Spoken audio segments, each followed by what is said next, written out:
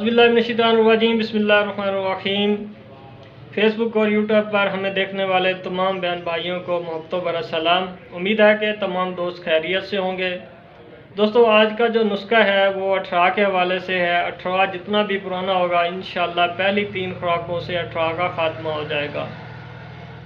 इसके साथ ही अगर हमारे फेसबुक पेज या यूट्यूब चैनल पे आप नए हैं तो हमारे चैनल और फेसबुक पेज को फॉलो ज़रूर करें।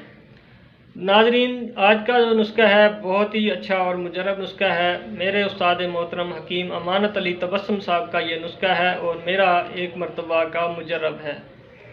दोस्तों, अठरा के लिए इस नुस्खे की पहली 3 खुराकें ही बहुत जल्द असर करती हैं और अठरा का जड़ से ख़ात्मा करती हैं। सबसे पहले आपने पीपल के पत्ते लेने हैं और उनको साए में खुश्क कर लेना है। लेकिन आपने पीपल के पत्ते उस पौधे के लेने हैं जो पीपल का दरख्त किक्कर की शाख में से निकला हो, यानी कि किक्कर की शाख से जो पीपल का पौधा निकला होगा उस पौधे के आपने पत्ते लेने हैं।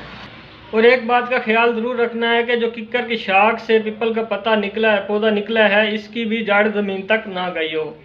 तो नाज़रीन, इसके आपने पत्ते लेके साए में खुश्क कर लेने हैं। खुश्क करने के बाद आपने इनका बिल्कुल सफ़ूफ बना लेना है, बिल्कुल बारीक सफ़ूफ बनाकर इसको अपने पास महफूज रखें। 2 माशा खुराक 3 दिन तक दें। इंशाअल्लाह 3 दिन ही देने से अठरा का मुकम्मल खात्मा हो जाता है।